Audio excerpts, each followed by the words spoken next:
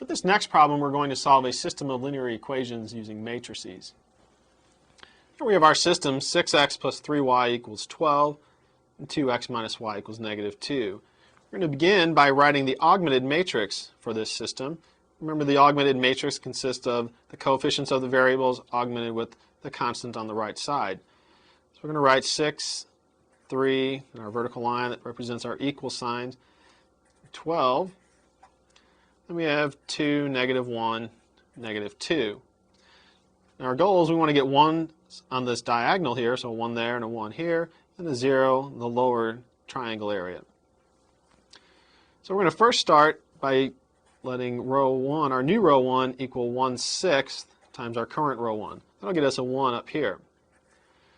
So if I take 1/6 times 6, I get 1. 3 times 1/6 is 1/2.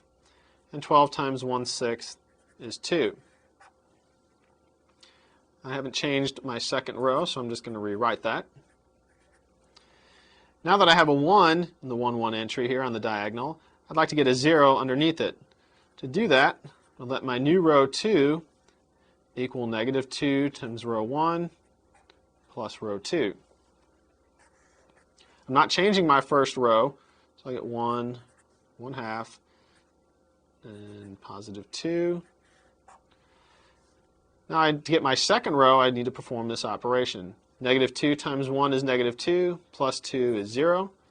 Negative 2 times 1/2 is negative 1. Negative 1 plus negative 1 is negative 2.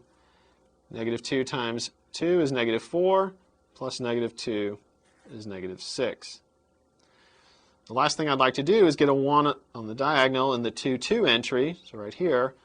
To do that, I'm going to let row 2 equal a negative 1/2 times my current row 2.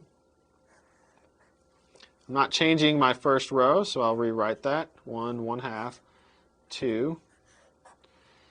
And then negative 1/2 times 0 is still 0. Negative 1/2 times negative 2 is 1. And negative 1/2 times negative 6 is positive 3. At this point, we need to remember that this matrix really represents a system of equations.